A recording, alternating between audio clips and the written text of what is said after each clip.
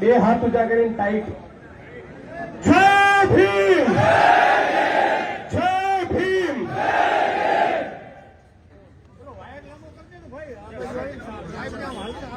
આજે સવારે મને એક સપનું આવ્યું અને મેં સપનામાં એક સુવર જોયું.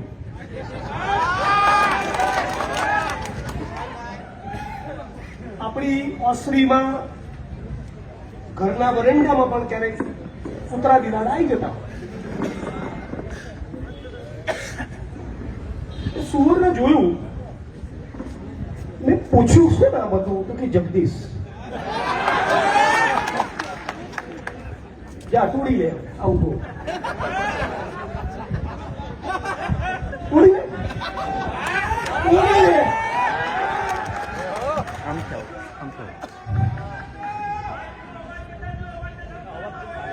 આવશે આવશે મારા વાલા આવશે. મારો તો ઇંગ્લિશ ની આવશે, અવાજ પહોંચે જ છે. તો સપનામાં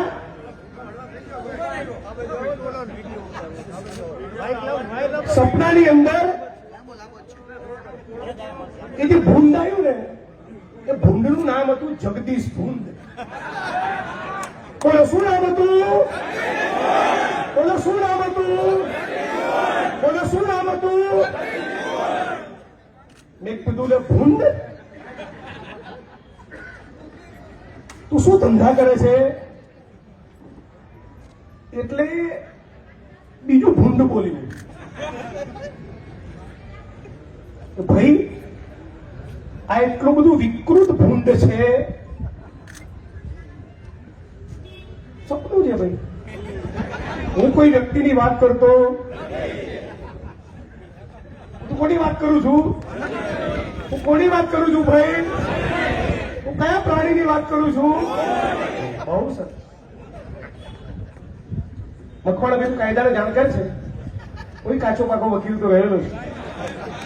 આમાં કોઈ ભારતીય ન્યાય સંહિતાની કલમ એટ્રેક્ટ થતી, કેમ કે હું કોની વાત કરું છું? આ જગદીશ ભૂંડ વિશે બીજા ભૂંડે કીધું, મનીષભાઈ કામ બહુ વિકૃત છે. મેં તું કેમ? તો આ ભૂંડને અધિકારી હોવાનો વહેમ છે. હવે છે પૂંજીપતિ, બિલ્ડરો, બુટલેગરોનો તળિયા ચાટુ દલાલ. કોણ છે? પૂંજીપતિ, બિલ્ડરો, બુટલેગરોનો તળિયા ચાટુ દલાલ છે. પણ વેમ છે એને સાહેબ હોવાનો. અને કેવી વિકૃત હરકત કરે છે?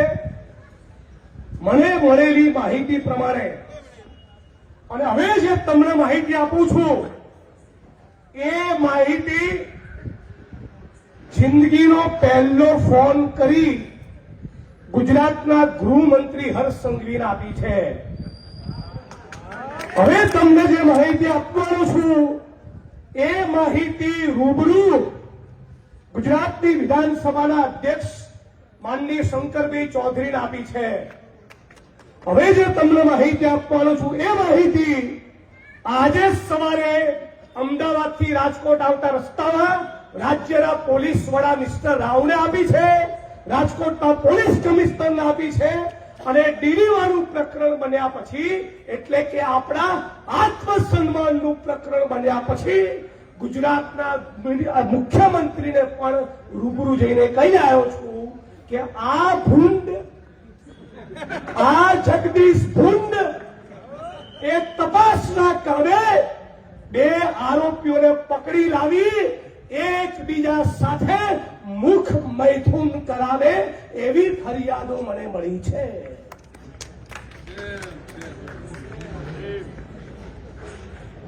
અને ગુજરાતના ગૃહમંત્રી, વિધાનસભાના સ્પીકર અને ગુજરાતના મુખ્યમંત્રીને જ્યારે મેં કહ્યું ત્યારે મેં એવું કહ્યું હતું કે માનનીય હર્ષભાઈ, ત્યારે માનનીય કીધું હતું, માનનીય હર્ષભાઈ, માનનીય મુખ્યમંત્રી શ્રી, મારા મા બાપ અને મારી 8 વર્ષની અને 3 વર્ષની દીકરી સમાન મારી ભત્રીજીઓની સોગંદ છે, જો હું ખોટું બોલું તો મને રાજકોટમાંથી નવી આવી માહિતી મળી છે કે ત્યાં એક જગદીશ ભુંડ એ 2 આરોપીઓને એકબીજા સાથે ગુદા મૈથુન પણ કરાવે છે, મુખ મૈથુન કરાવે છે અને કુસ્સી ટોકના એક આરોપીનો પગ તોડી નાખ્યો અને એક આરોપીની કિડની પણ ફેલ કરી નાખી છે.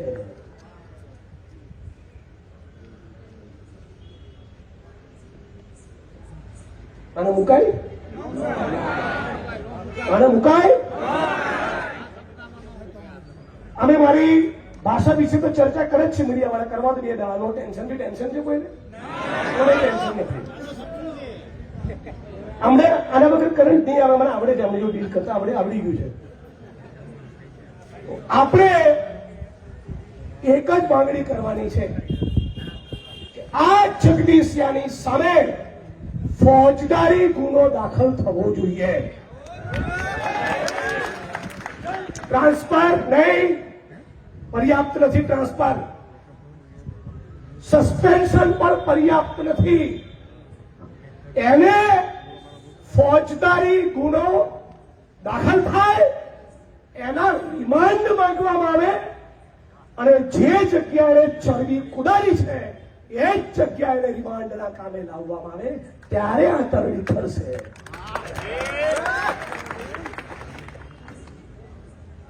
આ શેની ચરબી છે તમને? અને બંધ ચેમ્બરમાં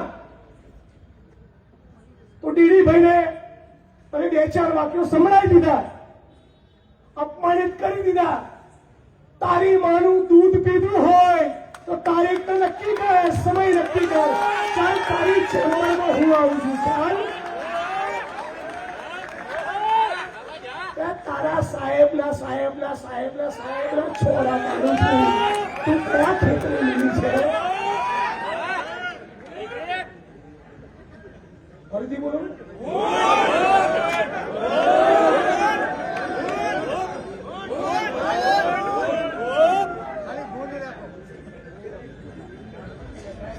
કેવી બળતરા થતી હતી મારાથી આ લોકોને. મને આસામ લઈ ગયા ને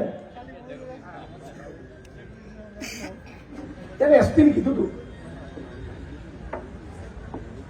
નેતા હોય, બીજા પ્રદેશમાંથી આવ્યો હોય, થોડીક આવભગત કરે. અમને તો સાચવેલ પાડે. તો તમારી આ આવભગતની મને જરૂર નથી. કરોડ રજ્જુ ખાલી એટલી મજબૂત રાખી હોત ને તો મને ગમત. છેડતીની ફરિયાદ નથી કરવાની. રાષ્ટ્રદ્રોહની કરી હોત, યુએપીએની કલમ લગાડી હોત તો લાગે કે મારા ટક્કરની તમે કલમ લગાડી, છેડતી નહીં લગાડી. આ લોકોની આ જ ઓકાત છે, આના સિવાય કોઈ ઓકાત નથી. ને બધા નેતાઓને અને ઓફિસરો બહુ કરીબથી જોઈ લીધા, બહુ નજીકથી. આટલું બધી ચરબી, આટલો બધો ફાટવા એ જનતા ઉપર કરે છે, લડનારા માણસો ઉપર આટલો પાવર કરે છે. તમે જોયો કોઈને કે કોઈ ઉદ્યોગપતિને જેલના સળિયા પાછળ મોકલ્યો? ચાલ તારા બહુ પાણી તો કર, હેડ કર. રાજકોટ શહેરના કોઈ ટોપના કલુ ભગત જમીન માફિયા બિલ્ડરની અંદર નાખ તો ખબર પડે. તું બહુ પાણી વાળો હોય અને બરાબર તારી માને ધાવણ ધાર્યું હોય, સત્તાધારી પાર્ટીના એક MP, MLA, એક મંત્રી હવે કરને ફાયા અને મારી પાર્ટી વાળો કોઈ હોય તેને પાડી દે તો હું તને સેલ્યુટ કરીશ. તારામાં પાણી નથી.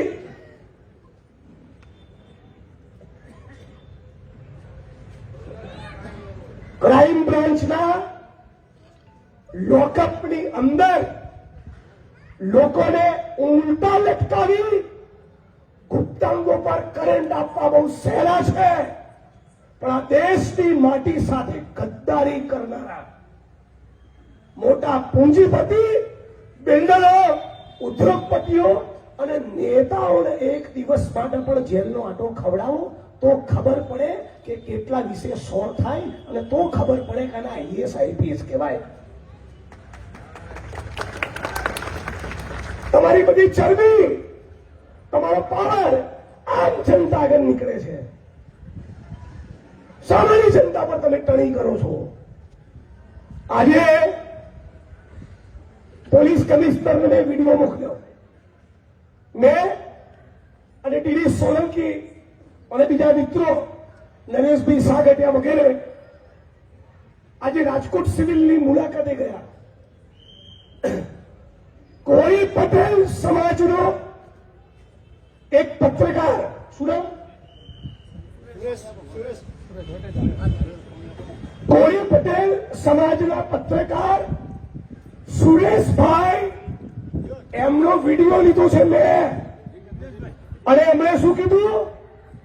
એમણે એવું કીધું કે કોઈ બિલ્ડરના ઇશારે મારી ઉપર 151 કરી ડીસીપી જગદીશ પાંગરવાએ 4 કલાક ઉલટો લટકાવી મને ગુપ્તાંગો ઉપર દંડા માર્યા અને મારા ગુદા ભાગમાં સંડાસ કરવાની જગ્યાએ પિચકારી મારી અંદર પેટ્રોલ ઘુસાડવાની કોશિશ કરી.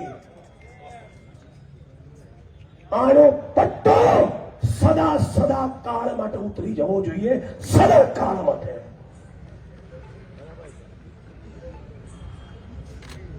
આટલી વિકૃતિ આવે છે ક્યાંથી? ભાઈ તું માણસ છે કે નહીં?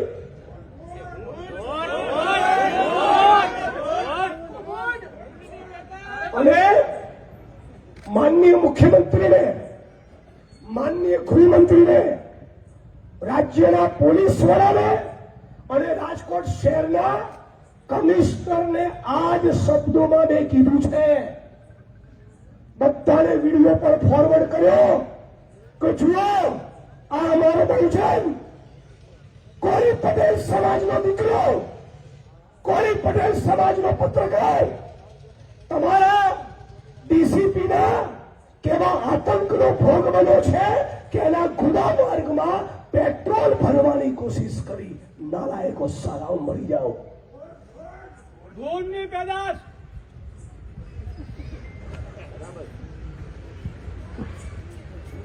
એટલે વાત ફક્ત ડીડી સોલંકીની નથી. વાત આવી જેટલી પણ ઘટનાઓ બની એ તમામનો સાથે મળીને ન્યાય લેવાનો છે.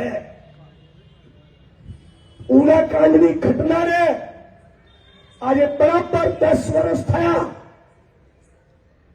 રાજ્યની પોલીસે ચાર્જશીટમાં તપાસના અંતે કીધું કે જે ગાયનું મારણ થયું એ ગાયની બોડી પરથી એશિયાટિક લાયનના વાળ, દાંત અને નખના નિશાન જોવા મળેલા. મતલબ કે જીવતી ગાયને મારી નહોતી, ગાયનું મારણ સિંહે કરેલું. અને વસરામભાઈ, રમેશભાઈ, એમના પિતા બાલુ કાકા અને તમામે તમામ ભોગ બનનારા લોકોએ જેટલા પણ આરોપી હતા બધાની સામે જડબે સલાક જુબાની આપી. અને છતાં 42 માંથી 5 ને સજા અને બાકીના 36 ને છોડી દીધા.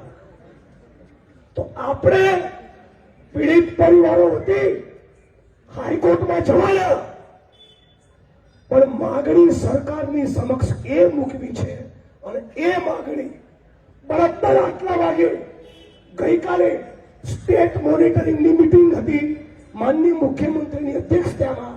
ત્યાં બધાની વચ્ચે મેં કીધું છે કે તમે અપીલમાં જાઓ. સરકાર આ ચુકાદાને હાઈકોર્ટમાં પડકારે, અમે તો પડકારીશું જ. અને ગુજરાત હાઈકોર્ટના જે બેસ્ટ ક્રિમિનલ લોયર હોય એ પીડિત પરિવારો માટે તમે હાયર કરો અને રાજ્યની સરકાર એની ફી ચૂકવે. અને 1 વર્ષની અંદર થાનગઢ દલિત હત્યાકાંડનો કેસની ટ્રાયલ પણ પૂરી થવી જોઈએ. લાંબુ નથી કહેતો, એક જ વાત કહું છું ધારાસભ્ય બન્યો એ દિવસે જ ભૂલી ગયો તો ધારાસભ્ય છું. એ દિવસે જ હું આજીવન આંદોલનકારી છું. અને બહુ દુઃખ સાથે કહેવું પડે છે કે અનામતની સીટ પરથી ચૂંટાયેલા બીજા ધારાસભ્યોના મત વિસ્તારમાં જઈને મારે એફઆઈઆર કરાવવી પડે છે એમની વિધાનસભાઓમાં. એટલે આમને પણ જરા ટંટોળો દરેક રાજકીય પક્ષવાળાને. મારી પાર્ટી વાળા હોય તો લપેટો, નો ટેન્શન. આ જાહેર વાત બોલું છું, જીરો ટેન્શન. પણ નક્કી કરો કે ડીડી સોલંકી સાથે અને રાજકોટના સૌરાષ્ટ્રના દલિત અગ્રણીઓ, યુવાનો, કર્મશીલો સાથે જે બદતમીજી આ પાંગરવાએ કરી એની ઉપર એફઆઈઆર ના થાય ત્યાં સુધી એને મૂકવાનો થતો નથી. અને એના માટે મારી વાણીની વિરામ આપતા પહેલા મારો પ્રસ્તાવ બહુ 14મી એપ્રિલ ઉજવવાના શોખ છે. આવું છે એને કીધું એને પરચો 14મી એપ્રિલે જ પૂરવો જોઈએ. આખું સૌરાષ્ટ્ર, અમદાવાદના મનીષભાઈ આપણા કાર્યક્રમ કેન્સલ. આખું સૌરાષ્ટ્ર સવારે 10:30 સુધી ઉજવણી કરી, સેલિબ્રેશન કરી, પુષ્પમાળા બાબા સાહેબને પહેરાવીને પહોંચો 4ના ટકોરે રાજકોટ પોલીસ કમિશનરની કચેરીએ. એક જ માંગણી કે બાંગરવું જેલ ભેગું થવું જોઈએ. આને જેલમાં નાખવાથી ઓછું કઈ ખપે નહીં. બીજી તો મારી સમક્ષ નાની ફરિયાદો થઈ છે, પણ કોઈ પટેલ સમાજના આપણા ભાઈએ મને પોતે આજે રાજકોટની સિવિલના હોસ્પિટલના બિછાનેથી કીધું કે જિગ્નેશભાઈ મારો પગ તોડી નાખ્યો, મારા ગુપ્તાંગમાં દંડા માર્યા અને મારા ગુદા માર્ગમાં પેટ્રોલ ઘુસાડવાની 2 વખત કોશિશ કરી છે. આ માણસને ના છોડાય, આ માણસને ના છોડાય. જો આ માણસમાં આપણે માનતા હોઈએ તો, જો સંવિધાનમાં માનતા હોઈએ તો આપણા બધાનું કર્તવ્ય છે આવા એક માણસને એની ચરબી ઉતારશો તો મારો અનુભવ એવી કહે છે બીજા 10 લાઈન ભરાઈ જશે. અને છેલ્લે એક જ વસ્તુ કહું કે વર્ષે આપણે 50 મુદ્દા પર ના લડો. આપણી શક્તિ, આપણી મર્યાદા આપણે બધા જાણીએ છીએ. 5 મુદ્દે લડીએ પણ તોડી નાખીએ, એમને 5 મુદ્દે લડીએ પણ એમાં રિઝલ્ટ લાવો. આજે પણ ગુજરાતમાં દલિતોની માલિકીની, દલિતોને ફાળવેલી 20,000 એકર જમીનમાં બીજા ઘૂસેલા છે. આપણે વાત કરીએ છીએ સત્તા પ્રાપ્તિની, કરવો જ છે એનો સંઘર્ષ સત્તા પ્રાપ્તિનો. એ થાય ત્યારે થાય, પણ આ 20,000 એકરના કબજા લેવાના કે નહીં? એની બજાર કિંમત 10,000, 5-10,000 કરોડ થાય. એટલે આશા રાખીએ છીએ કે 14મી એપ્રિલ બધા જળબે સલાક કરીએ. હું એક દિવસ પહેલા આવી જઈશ. આખા સૌરાષ્ટ્રમાં તાલુકે ગામે ગામ મેસેજ આપો. અને મહીસાગરમાં કલેક્ટર નેહા કુમારી દુબે આદિવાસી દલિતો એટ્રોસિટીના કેસ ખાલી બ્લેકમેલિંગ માટે કરે છે. 22 દિવસ હું ત્યાં પડ્યો હતો. 22 દિવસ કલેક્ટર પદ ગયું, સાયન્સ ટેકનોલોજીમાં મૂકી દીધા છે. બેરીને મંજીરા વગાડે છે. આ ભાઈ માટે 22 દાડાના બદલે 32 દાડા આવવું પડશે તો આવીશ. અને રાજકોટ વાસીઓ તમે જાણો જ છો, અગ્નિકાંડના પીડિતો માટે 28 દિવસ હતો જ. અને ગરમી મને લાગતી નથી. બોલાવો તમે તારા એપ્રિલ ને મેના મહિનામાં આવીશ. પણ આને છોડવાનો થતો નથી. મિત્રો, वीडियो उनको पहुंचवा देना. કાલે બધા પત્રકારોને દીવદાનથી બોલાવી 1.5 કલાક નાસ્તો કરાયો છે કે જિગ્નેશભાઈને કવર કરવા ના જતા. અલ્યા છૂછા, હું કેરળમાં જઈને પ્રેસ કોન્ફરન્સ કરું તોય કવર થાય છે, કાશ્મીરમાં કરું તોય કવર થાય છે, અને દિલ્હીની પ્રેસ કોન્ફરન્સ હજી બાકી છે. જોઉં છું કોણ નથી લખતું. જય ભીમ. અને ડીડીભાઈ, આ તમારો પ્રશ્ન છે જ નહીં, હવે આ આપણો પ્રશ્ન છે. હવે તમે આરામ કરો, તમે આ આંદોલનમાં યોગદાન આપો, આપણે ઉપાડી લેવાનું છે. એ જ પ્રમાણે કોળી પટેલ સમાજને પણ આખા સૌરાષ્ટ્રના દલિતો વચન આપીએ છીએ કે તમે પણ ફૂંફાળો મારો, અમે પણ ફૂંફાળો મારીએ, અને બે ભેગા થઈને આ બાંગરવાની સામે ફોજદારી ગુનો દાખલ કરાવીએ. જય ભીમ, જય ભારત, જય સંવિધાન.